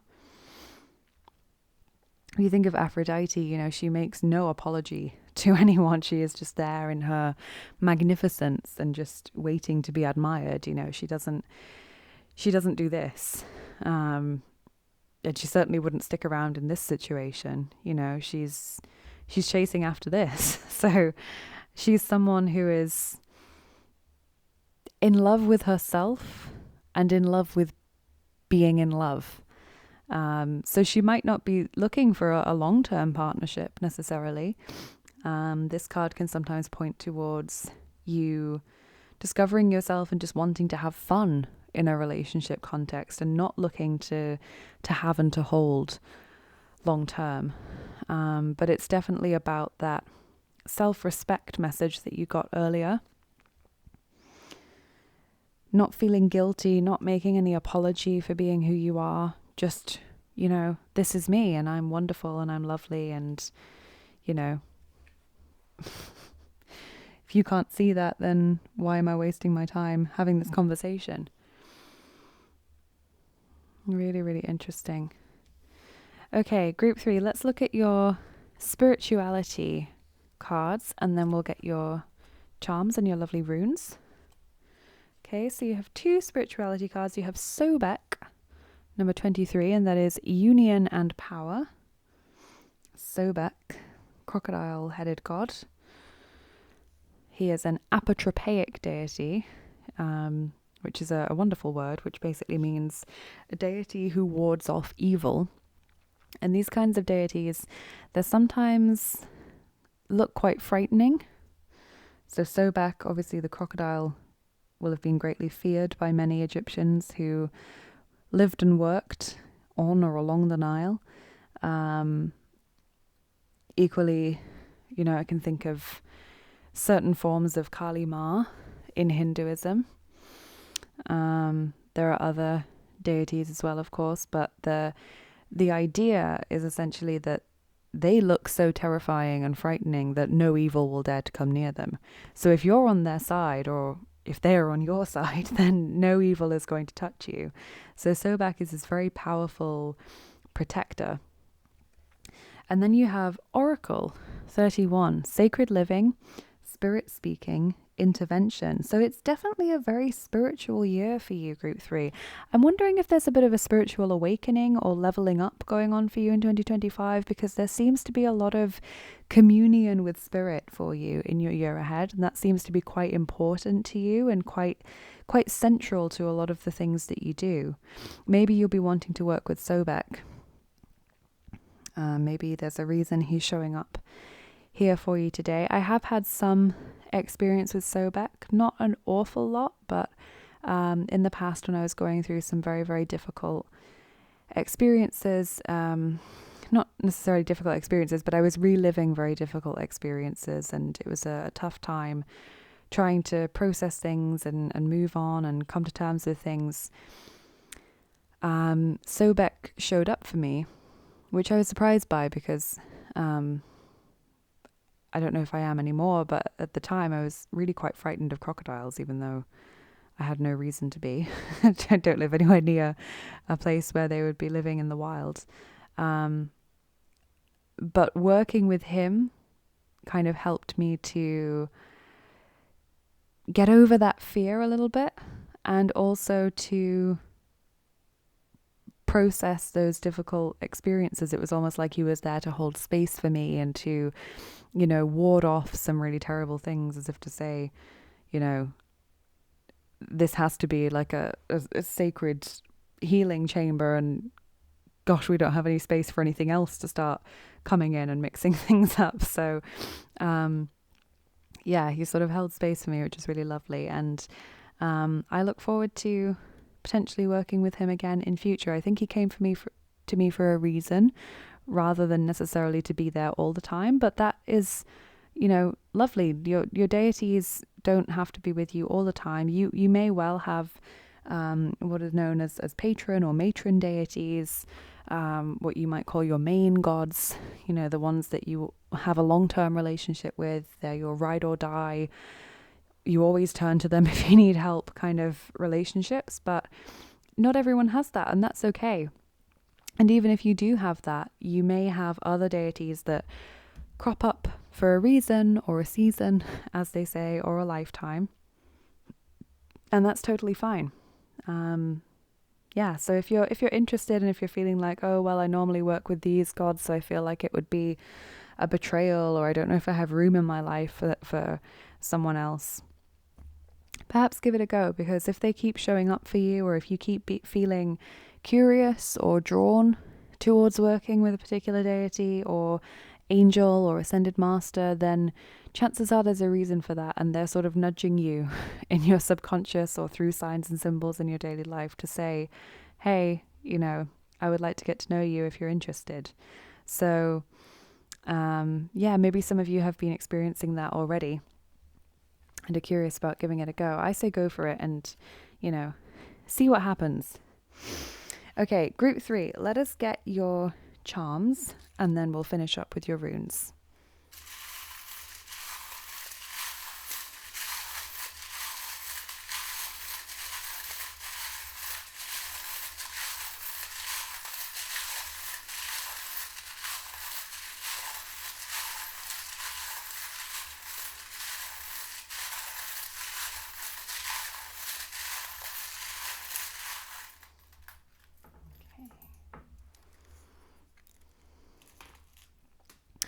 Okay, interesting. Let me just see what you have. Lovely, lovely. Okay, so here you've got the peacock. This can symbolize being the center of attention or wanting to be so. I'm wondering if this goes back to the neediness message. Maybe you have someone in your life who is very like trying to be the center of your world, and you just don't have the space to or the energy to give them that. Or equally, maybe you feel like you're attention seeking, you're being needy, you're, leaning on people too much, and that's perhaps something that you're trying to work with or work through in 2025. Then you have the ram. Oh, he's the wrong way around. The ram, this is obviously an Aries symbol, so Aries be a zodiac symbol for you. The ram also symbolizes stubbornness. It symbolizes someone who is like just charges ahead with things, maybe quite recklessly, maybe quite thoughtlessly, and then struggles to change their mind after the fact. The ram is quite like headstrong. They don't like to be swayed. They don't like to be persuaded that they're in the wrong or that they should do something differently. So that's always what I think about with the ram. But obviously there are lots of other qualities of Aries, like energy and that lovely way to see things like a child is able to see it, like the Fool in tarot, where you're able to just see things like with no agenda. It's absolutely wonderful that Aries often has that ability, because it's not Aries though, and it is just the ram, with this charm I tend to lean more towards the sort of stubbornness and headstrong elements of Aries. Okay, so then you've also got 2 other zodiac signs, but they're the reverse of the zodiac charm. So instead there's like a word on the back. So you have Cancer, which says imaginative. Okay, so just to show you, they're the reverse of the zodiac. So yeah, imaginative. And then also Scorpio, which says passionate. So imaginative and passionate. Definitely feel like it's quite an emotional year for you. There's a lot of deep feelings and daydreaming and unlocking like memories of past experiences, past lives. There's a lot to sort of process and go through. Delightfully, you have the treasure map. I love this charm. This basically means you will find what you seek. Okay, you can see like X marks the spot on the treasure map there. This tells you that you will find what you're looking for. You will get there. It's out there for you, waiting for you to find it. Okay, so I love that charm. You've also got Red Riding Hood, which is such a nice one to go back to your messages of like self-respect and loving yourself and discovering and rediscovering who you are. This charm literally tells you, don't let anyone pull you away from your right path. You know, if you think of the story of Red Riding Hood, you know, she's going to visit her grandma. She's lured away from the path by the wolf. This definitely comes to tell you that there will be someone, perhaps even yourself, sometimes you're your own worst enemy, right? There will be someone who tries to talk you out of a great decision in 2025. And because you're scared and already a bit doubting yourself and wavering, you know, it's so easy to accept their point of view and to not go ahead with something. But honestly, this is the year to be brave. This is the year to follow through on what feels right for you, even if you can't see what's beyond that decision. You know, if that's as far as you can see is just that decision, it's terrifying, but I think it will pay off. Group 3. You've then got 2 stars, this big one, and also this little winking star, which is also so sweet. They're both symbols of hope and being on the right path, being guided, symbols of faith and healing as well. The little winking star sort of makes me think like, it's okay, everything will be fine, you know, someone just who knows more than you, just with the twinkle in their eye, letting you know that it's going to be okay. So I love those charms. You've got the cat, which can also be a zodiac marker for people born in the lunar year of the cat, which is I think more commonly known as the year of the rabbit, but in some cultures they swap the rabbit for a cat. So that could symbolize something that happened to you in the year of the rabbit/cat. Could be someone who's going to be important in your life in 2025 who was born in that year. The cat is also the symbol of the goddess Freya, so the Norse goddess of love and war.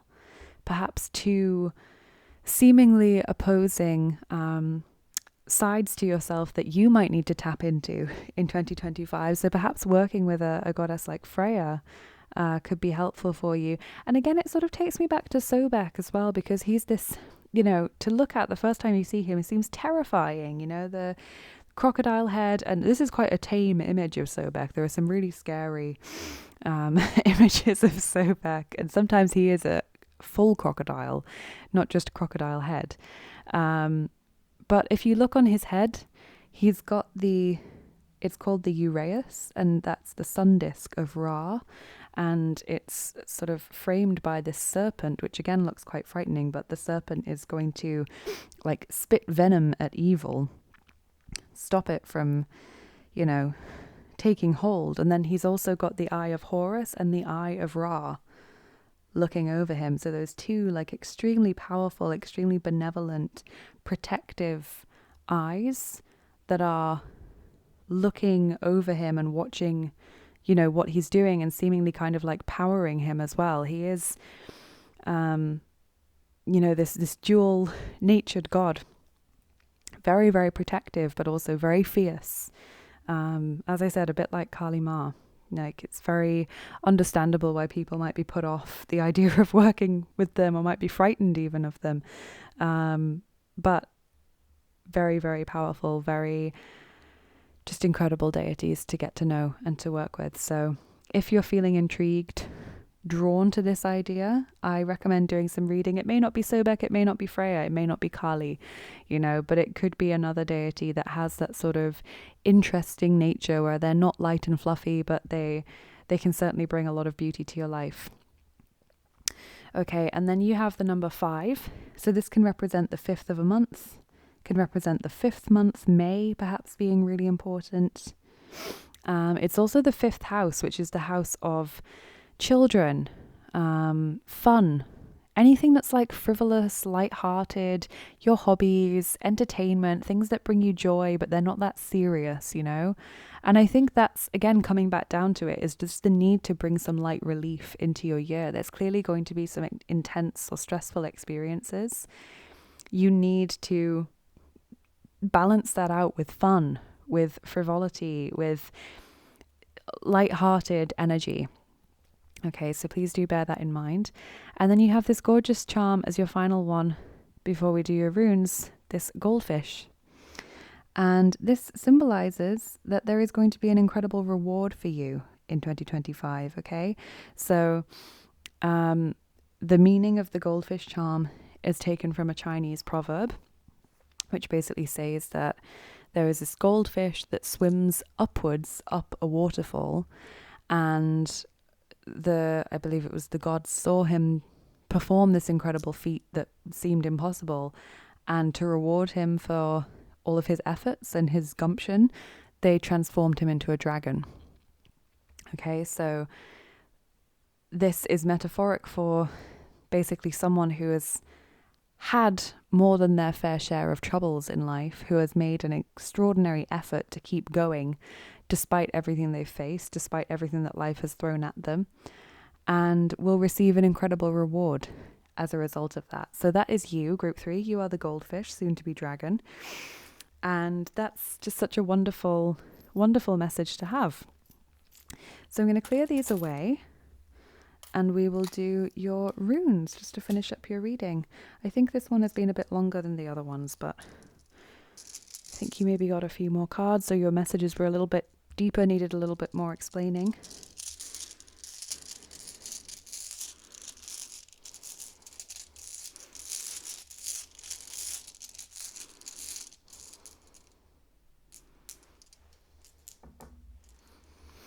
Okay. So, group 3, what have you got? Interesting. I think group 1 maybe had 2 of these runes. Okay, so just to explain what you have here. So your first one is Feihu, and this is the rune of wealth, success, abundance, prosperity, and just kind of like physical resources, I guess, like having what you need around you. Okay, so supply. So this is a lovely, lovely rune to receive because it basically tells you that you are provided for. You have what you need. It's going to be okay on the financial / physical front, okay? This, I think, is especially important for those of you that are considering changing jobs, or what was it we discussed, like potentially changing how you save for your future or the method you use for like financial planning, just changing your strategy there. So yeah, that's really positive because it tells you that you're going to be provided for, you're going to have what you need. Then here you have Uruz, and Uruz is kind of the rune of like endurance and physical strength. It's kind of, I was going to say it's like the ram, it's more like the bull actually. Uruz actually means ox. And so this is about the courage and the strength to keep going, the stamina, the endurance through those tough experiences. Think how hard it must have been for the goldfish to swim up the waterfall, the like constant intense jumping and leaping that he would have needed to have done, constantly feeling like he was going to fall all the way down and possibly be killed, so the strength to push through that. There's also quite a like health and vitality vibe to this rune, so this is very positive for health, energy levels as well. So if you're struggling health-wise, I think things are going to take a turn for the better in 2025. If you're not, this is just a nice acknowledgement that things are probably going to be relatively smooth on the physical health front. Okay, and then your last rune is the lovely Sowilo. And Sowilo is the rune of the sun, and this is symbolic of good luck, good fortune, victory, and achievements and enlightenment as well. So again, it kind of suggests good decisions, being in the right place at the right time, things that work out well. You can kind of see it as being like the sun card in tarot, and this one would maybe be like the King of Pentacles perhaps, and then this one maybe like the health aspect of the Lovers possibly, maybe like the Knight of Pentacles, something along those lines. Yeah, these are some lovely runes to have, actually. There's nothing negative coming out of your runes here. They're all also in the right position, because sometimes you can get runes that are reversed and that sort of shifts their meaning. But no, you have upright runes and they're very positive ones. So that is really lovely. Okay, group 3, that was your reading. So I hope that was helpful. I hope you have enjoyed your reading today and would love to hear from you in the comments if you have. Let me know what resonated. And yeah, I hope you have a wonderful year ahead. I do think there are going to be some challenges, but I think that it's going to be a very spiritual year for you. You're going to be learning a lot. And ultimately, I think you're going to come out stronger and with some kind of tangible reward for your efforts, group 3, which is always lovely to know. So yes, I hope you have a lovely rest of your day. Take care, group 3, and I will see you again soon. Bye bye.